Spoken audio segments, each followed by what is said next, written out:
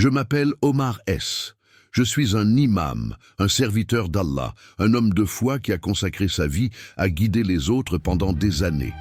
J'ai été un pilier dans ma communauté, apportant sagesse, réconfort et soutien à ceux qui me cherchaient. Déménager dans ce pays était censé être une opportunité d'apporter la lumière de l'islam sur de nouveaux rivages. Ma famille et j'ai embrassé ce voyage avec espoir, croyant qu'il faisait partie du plan d'Allah. Mais la vie telle que je la connaissais était sur le point de prendre un tournant que je n'aurais jamais pu imaginer pendant des décennies. Ma vie tournait autour de la mosquée et les enseignements de le Coran de l'aube au crépuscule. J'ai prié, conseillé et prononcé des sermons qui rappelaient à ma congrégation la miséricorde et la justice d'Allah. Les gens venaient à moi avec leurs luttes, leurs doutes et leurs peurs, et je leur rappelais la force trouvée dans une foi inébranlable. Ma propre foi était inébranlable, que j'ai initialement rejetée comme rien de plus qu'une indigestion lorsque la douleur s'est aggravée. Ma femme a insisté pour que je consulte un médecin. J'étais réticent, mais j'ai finalement cédé en pensant que ce serait un problème mineur après des semaines de tests, d'examens et de consultations. Le médecin a annoncé la nouvelle que j'avais un cancer de l'estomac de stade 4. Mon monde s'est écroulé autour de moi. Fils, c'était mon test et j'ai juré d'y faire face avec foi et courage. Les traitements ont commencé presque immédiatement. La chimiothérapie était épuisante. Un cycle sans fin de nausées, de douleurs et d'épuisement. Mon corps s'affaiblissait à chaque séance, mais je refusais de céder au désespoir. Chaque instant de souffrance devenait une occasion de prière. Je murmurais des supplications dans ma barbe, alors que le médicament coulait dans mes veines la nuit, quand le sommeil m'échappait. Je me tournais vers le Coran en récitant des versets qui me rappelaient la miséricorde et la sagesse d'Allah. Oh Allah, je prierai si mon heure est venue. Laisse-moi te rencontrer en paix malgré ma détermination. Il y avait des moments où le doute s'insinuait, dans la douleur était implacable, et il y avait des jours où je pouvais à peine lever la tête de l'oreiller. Je regardais le plafond en me demandant pourquoi cela m'arrivait, mais je me rappelais les histoires des prophètes sur leurs épreuves et tribulations et comment ils n'ont jamais faibli dans leur confiance en Allah. C'était mon chemin et j'étais déterminé à marcher jusqu'au bout, peu importe la difficulté d'un soir. Après une séance de chimiothérapie particulièrement difficile, je suis rentré chez moi plus épuisé que jamais. Alors que j'étais assis sur ma chaise, une étrange oppression a commencé à se former dans ma poitrine au début. Je pensais que c'était juste de la fatigue, mais la sensation est devenue plus aiguë et plus insupportable. Ma respiration est devenue superficielle et la panique s'est installée. La scène qui se déroulait en dessous de ma femme pleurait. Ses mains jointes sur sa bouche avec horreur. Les ambulanciers étaient arrivés et effectuaient des compressions thoraciques sur mon corps, sans vie. J'aurais dû être terrifié, mais au lieu de cela, j'ai ressenti un étrange calme. Comment étais-je ici, en train de regarder cela? N'aurait-il pas dû se terminer quand mon cœur s'est arrêté? J'ai essayé de leur parler pour leur dire que j'étais toujours là, mais aucun son n'en sortait. Chaleureux et invitant, j'ai ressenti un besoin irrésistible d'avancer vers lui, comme s'il m'appelait. La scène ci-dessous a commencé à s'estomper, et pendant un instant, toute la douleur, la peur et la confusion ont disparu, mais ce n'était que le début. Ce qui m'attendait allait remettre en question tout ce que je pensais savoir sur la vie, la mort et la vérité que j'avais passé toute ma vie à prêcher, alors que je planais au-dessus de mon corps sans vie. La scène devant moi semblait surréaliste. L'eau, les sanglots de ma femme ont traversé le chaos et je voulais désespérément la réconforter pour lui dire que j'étais toujours là à regarder tout se dérouler, mais peu importe combien je le voulais, ma voix ne les atteignait pas. C'était comme si j'étais attaché à un plan d'existence différent, séparé mais douloureusement conscient que le détachement était étrange, et pourtant je me sentais vivant plus que jamais auparavant. Je n'étais pas alourdi par mon corps défaillant par la douleur ou la lassitude. Je pouvais tout voir clairement, sentir l'énergie dans la pièce, même ressentir les émotions irradiant des gens autour de moi malgré la panique en dessous. J'ai ressenti un calme étrange. Il n'y avait pas de peur, pas de confusion, juste une acceptation tranquille de mon état. C'était cette mort. Si ce n'était pas comme ça que je l'avais imaginé, alors quelque chose d'autre a attiré mon attention. La voix de mon père récita une prière avant le début. Soir à Anne, comme il le faisait tous les soirs quand j'étais jeune, ces sons n'étaient pas seulement des souvenirs. Ils se sentaient vivants, vibrants comme s'ils se produisaient en ce moment. La lumière semblait contenir tous les morceaux de mon passé en elle à mesure que je me rapprochais. Je voyais des éclairs de moments de ma vie. J'avais oublié de petits fragments de joie et de chagrin. La maison de mon enfance, la mosquée où j'ai dirigé une prière pour la première fois, les visages des personnes que j'avais conseillées au fil des années. C'était comme si la totalité de mon existence était mise à nu à la lueur de cette lumière. Diffuser en continu mon visage n'était pas de douleur mais de pure joie non filtrée. Je n'avais jamais ressenti une telle plénitude, une telle harmonie. Mais ensuite quelque chose a changé. La chaleur a commencé à s'estomper, remplacée par un froid qui s'est glissé dans l'air. La lumière autrefois stable et invitante a vacillé et atténué. Les sons réconfortants des voix de mes parents ont été remplacés par des murmures bas et troublants qui semblaient venir de toutes les directions disparues, remplacés par une brume grise pâle. Le sol sous moi, autrefois doux et chaud, est devenu froid et inflexible. J'ai regardé autour de moi et j'ai vu des arbres, mais ce n'étaient pas les arbres verts luxuriants du paradis. Ils étaient flétris et noircis, leurs branches tordues et sans vie. L'air était lourd de l'odeur de la pourriture et chaque respiration était comme un effort. Puis sont venus les sons qu'ils ont commencé comme de faibles gémissements lointains et presque imperceptibles, mais ils sont devenus plus forts, des cris d'angoisse plus perçants ont rempli l'air, des hommes, des femmes et même des enfants hurlant de douleur. Les sons n'étaient pas seulement audibles, ils semblaient s'infiltrer dans mon être même, me remplissant d'un profond chagrin douloureux. Je voulais détourner le regard pour bloquer les bruits, mais je ne pouvais pas, et puis, au milieu de la cacophonie, j'ai entendu une voix qui m'a figé sur place. C'était le cri d'une femme. Non, j'ai murmuré, même si aucun son ne sortait de mes lèvres, ça ne peut pas être les ténèbres autour de moi devenaient plus épaisses, plus oppressantes.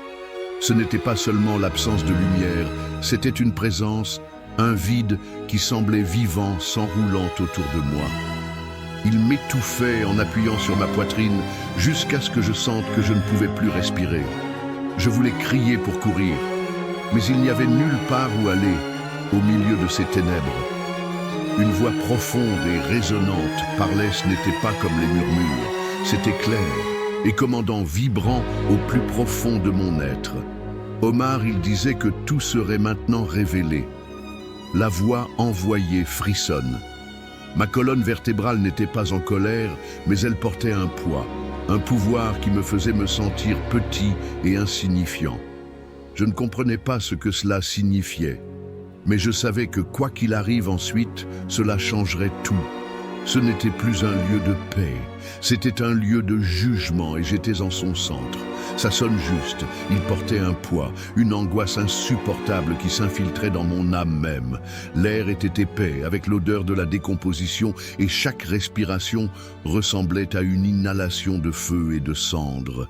Je voulais fermer les yeux pour tout bloquer, mais l'horreur autour de moi était inévitable alors que je bougeais ou peut-être que j'étais tiré à travers ce paysage désolé. Des formes ont commencé à émerger dans l'obscurité, leurs cris m'ont transpercé le cœur et j'ai senti leur douleur comme si c'étaient mes propres hommes, femmes, enfants, tous piégés dans ce lieu de tourment, leur souffrance infinie et absolue. Je voulais les aider à tendre la main, mais une force invisible m'a maintenu en place, puis au milieu du chaos, je l'ai vu un trône. Il s'élevait au-dessus de la désolation, sa surface sculptée de motifs anciens, complexes, qui semblaient vivants se tordant dans les ombres vacillantes. Il était à la fois magnifique et terrifiant, rayonnant une aura d'immense pouvoir, mais sa vue m'a rempli d'effroi. Ce trône n'appartenait à aucun endroit de la paix. C'était un monument au désespoir. Assis sur le trône, il y avait une silhouette attachée par de lourdes chaînes.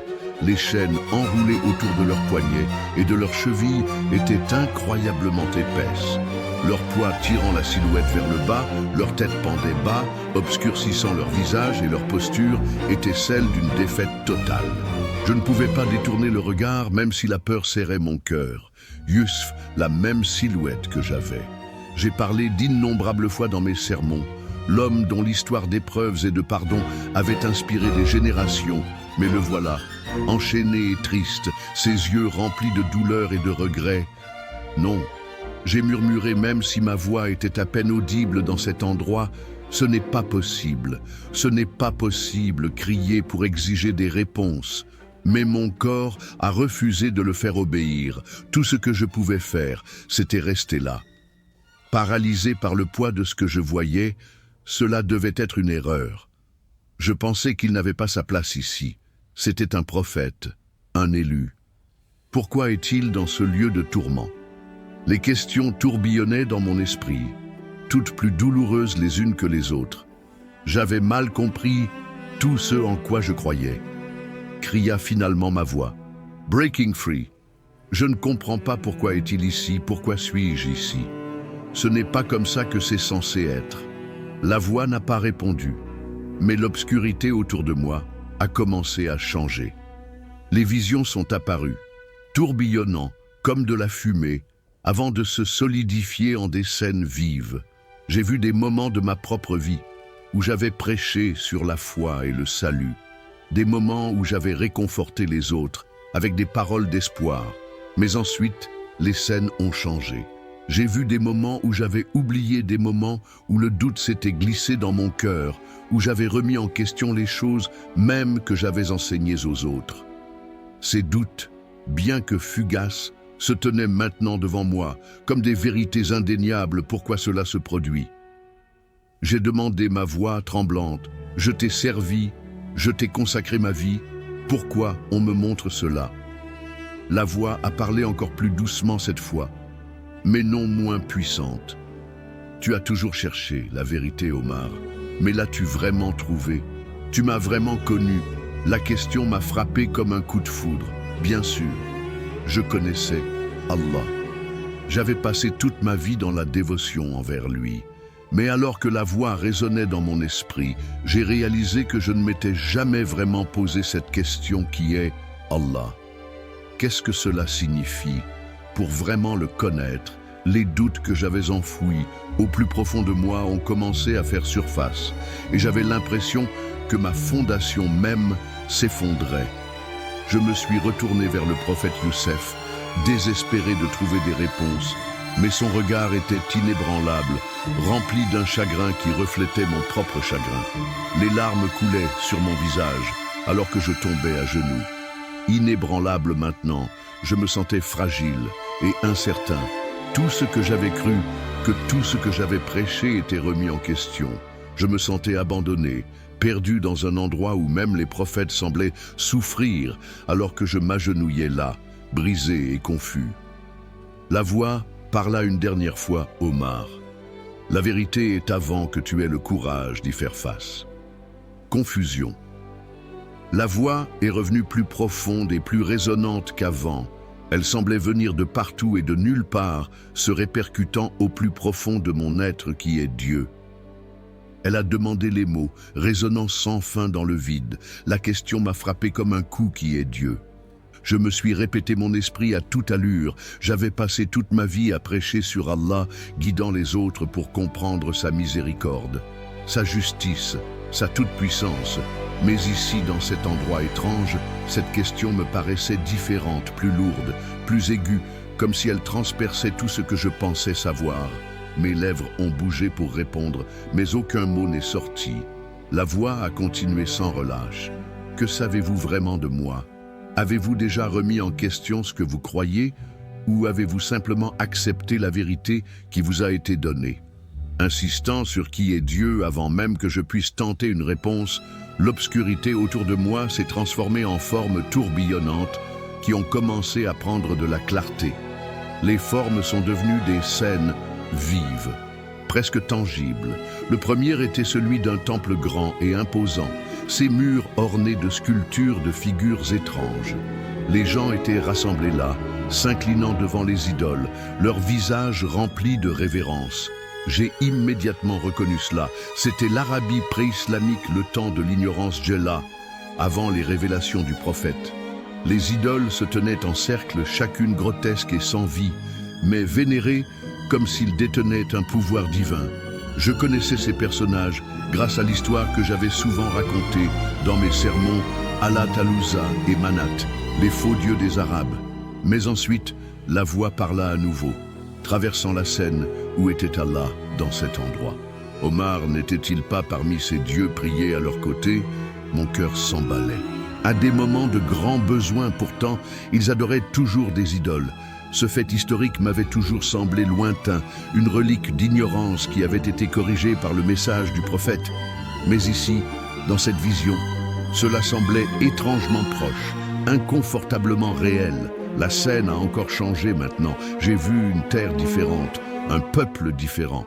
C'était la terre de Canaan et les gens étaient rassemblés autour d'une idole massive, offrant des sacrifices, leurs chants remplissant l'air. Quelque chose dans cette vision était différent.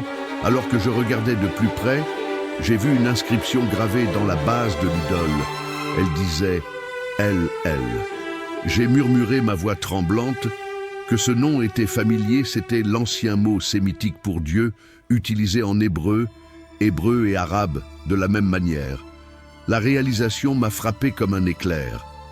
El Balala était-il connecté d'une manière ou d'une autre si le nom du seul vrai Dieu avait été entrelacé avec les croyances de ceux qui adoraient de nombreux dieux?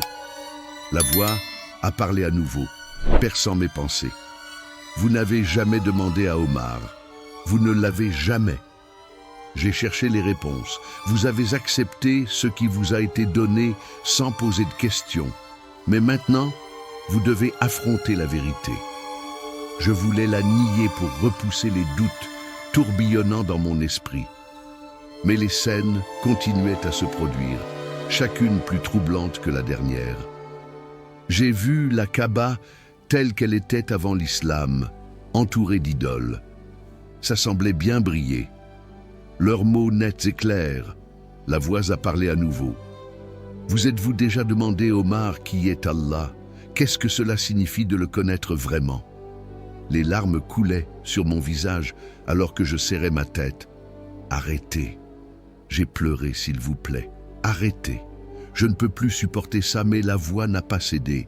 Elle est devenue plus forte et plus insistante en répétant la question encore et encore. Qui est Dieu? Que savez-vous vraiment? Et puis, aussi soudainement qu'elles avaient commencé, les visions ont cessé. L'obscurité brisée a été remplacée par une lumière aveuglante. J'avais l'impression d'être tiré vers le haut. Aspiré à travers un tunnel d'air, mes poumons me brûlaient et mon corps me faisait mal alors que j'avais le souffle coupé.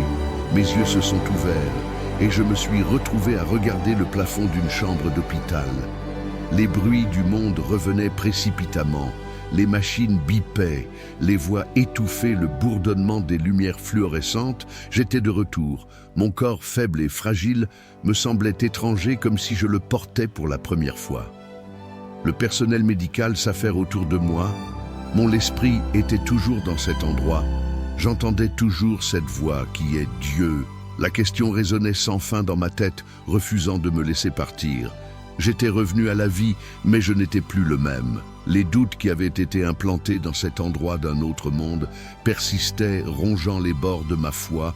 Tout ce que je pensais savoir était maintenant remis en question. Mes prières de prière, mes enseignements, mes croyances, étaient-elles suffisantes? Ou avais-je manqué quelque chose de fondamental pendant que l'infirmière ajustait ma perfusion et prononçait des mots rassurant mes yeux? Je ne connaissais pas les réponses, mais une chose était claire. Je ne pouvais plus ignorer la question. La vérité, quelle qu'elle soit, ne me laisserait pas me reposer quand je reviens à la vie. Tout était différent. Mon corps était faible, mes poumons luttaient à chaque respiration. Mais la vraie bataille n'était pas physique. C'était en moi la question qui me hantait dans cet endroit surnaturel, qui est Dieu, résonnait sans relâche dans mon esprit. âme et ils m'ont quitté. Aux prises avec un doute qui me terrifiait, j'ai essayé de revenir à mon ancienne routine. J'ai récité des prières, lu le Coran et suivi les mouvements de la vie quotidienne, mais rien ne semblait pareil. Chaque mot, chaque verset semblait exiger une réflexion plus profonde, comme si je me demandais si tu comprends vraiment. J'ai évité les questions de ma famille sur ce qui s'était passé pendant mon expérience de mort imminente. Moi-même, assis dans la chapelle de l'hôpital, c'était un petit espace calme, destiné aux personnes de toute confession, avec de simples bancs en bois et une croix accrochée au mur. Alors que j'étais assis là, à regarder la croix, un homme est entré dans la pièce. Il portait un col de bureau blanc et portait une petite Bible à la main. Il s'est présenté comme étant le père James. « Vous semblez troublé », a-t-il dit, sa voix calme et invitante. Au début, j'étais réticent à parler de ce qu'un prêtre comprendrait de mes luttes, mais quelque chose dans sa présence, sa patience tranquille m'a fait. Je me suis senti à l'aise, avant même de m'en rendre compte. Les mots ont commencé à jaillir. Je lui ai parlé de ma maladie, mes visions et les questions qui me consumaient maintenant, à ma grande surprise. Il n'a pas interrompu ni émis de jugement. Il a juste écouté quand j'ai fini. Il a dit doucement: « On vous a montré quelque chose de profond. Il n'est pas rare que ceux qui approchent de la mort remettent en question ce qu'ils ont toujours cru. La foi. Mais ici, j'avais du mal à faire la même chose. Le père James m'a proposé de me rencontrer régulièrement pour parler et explorer mes questions ensemble. J'ai hésité au début, mais mon besoin de réponse l'emportait sur ma fierté au fur et à mesure que nos conversations se déroulaient. J'ai commencé à voir les choses sous un nouveau jour. Le père James m'a présenté les enseignements de Jésus, l'idée de la grâce et du pardon qui dépassait ma compréhension précédente. Il a lu des versets de la Bible, et un en particulier m'a profondément frappé. Je suis la façon dont personne ne vient au Père, sauf à travers moi. Ces mots ont transpercé mon cœur. Était-ce la réponse que j'avais cherchée à cette époque? Les rêves ont commencé chaque nuit. J'ai revu le trône, mais la figure dessus. Le prophète n'était plus lié par des chaînes. Il se tenait droit, son expression n'était plus celle de chagrin, mais de force tranquille, à chaque fois qu'il prononçait les mêmes mots. Allait trouver la vérité. Sa voix était claire, inébranlable et remplie d'un sentiment d'urgence. Les rêves m'ont laissé ébranlé mais déterminé. Je ne pouvais plus ignorer le chemin tracé devant moi après des semaines de prière. Réflexion et discussion avec le père James. J'ai pris une décision qui allait changer ma vie pour toujours. J'ai demandé à me faire baptiser. Ce n'était pas un choix facile. Je savais que cela m'éloignerait de ma famille, de ma communauté et de la vie que j'avais bâtie. Mais la paix que je ressentais dans mon cœur me disait que c'était la bonne. Le jour de mon baptême ne ressemblait à rien de ce que j'avais jamais vécu, alors que l'eau coulait sur ma tête. J'ai ressenti un profond sentiment de libération, comme si les chaînes qui m'avaient lié à la fois dans mes rêves et dans mon cœur étaient enfin brisées pour la première fois, une fois dans ma vie. Je me suis senti libre des doutes, de la peur, du poids de mon passé. Ils ont tous coulé avec l'eau. Les larmes coulèrent sur mon visage, mais ce n'étaient pas des larmes de chagrin, c'étaient des larmes de gratitude et de joie. Dans les jours qui ont suivi, quelque chose de miraculeux s'est produit. Différent maintenant, ce n'étaient pas des cris de désespoir, mais des prières de remerciement. Mon voyage n'a pas été sans perte. Ma famille a eu du mal à accepter ma transformation. Ma fille, en particulier, était en colère et blessée. Elle m'a accusé d'abandonner ma foi, de trahir mon rôle d'imam. C'était douloureux, mais je savais que le chemin que j'avais choisi était celui de la vérité, et j'ai prié pour qu'elle comprenne qu'au fil du temps, certaines relations ont commencé à se réparer. Même si d'autres sont restées tendues, même si je n'avais plus peur d'être seul. J'avais trouvé quelque chose de plus grand. Aujourd'hui, je partage mon histoire, non pas pour convaincre qui que ce soit, mais pour témoigner de la transformation qui est possible lorsque nous recherchons la vérité à cœur ouvert. Ma vie est un témoignage du pardon, de la grâce et du pouvoir de la foi.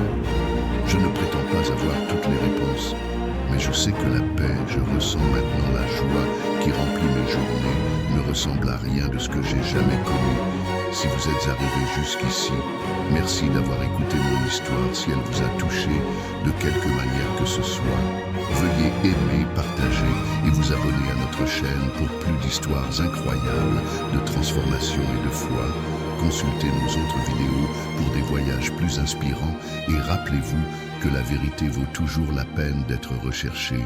Ce témoignage puissant d'un imam décédé et revenu avec un message choquant de l'au-delà remet en question tout ce que nous pensons savoir sur la foi, l'au-delà et la vérité divine.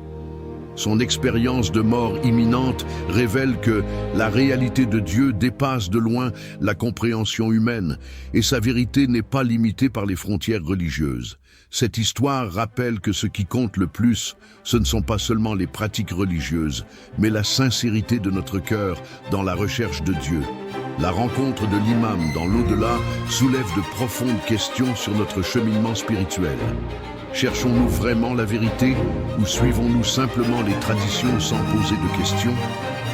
Jésus continue de se révéler de manière inattendue, appelant les gens de tous horizons à reconnaître son amour, sa miséricorde et son salut.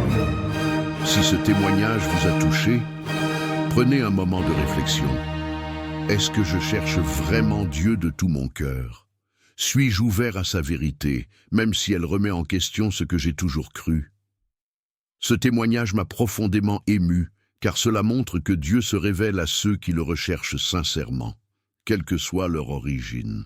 Cela me fait réaliser que la foi ne consiste pas seulement à suivre les traditions, mais à avoir une véritable connexion avec Dieu. Parfois, nous nous attachons trop au système religieux sans nous demander s'ils nous rapprochent de Dieu ou nous tiennent à distance. Cette histoire me rappelle que l'amour et la vérité de Dieu transcendent les divisions humaines et qu'il appelle chacun de nous à le rencontrer personnellement. Je comprends maintenant que chercher Dieu nécessite de l'humilité, un cœur ouvert et une volonté d'accepter sa vérité, même lorsque cela est difficile. Ce témoignage m'encourage à regarder au-delà des étiquettes religieuses et concentrez-vous sur l'essence de la foi, l'amour, la grâce et la transformation. Cela me met au défi de me demander, est-ce que je vis vraiment en accord avec la vérité de Dieu? Ou est-ce que je suis simplement ce qu'on m'a enseigné? J'ai appris que la vraie foi n'est pas une question de peur ou d'obligation, mais une connaissance profonde de Dieu et une confiance en son plan.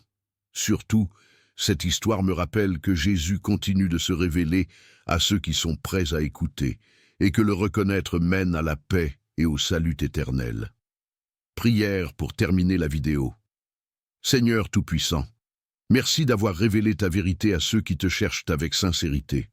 Ouvre nos cœurs pour reconnaître ta voix et embrasser l'amour et le salut que tu offres.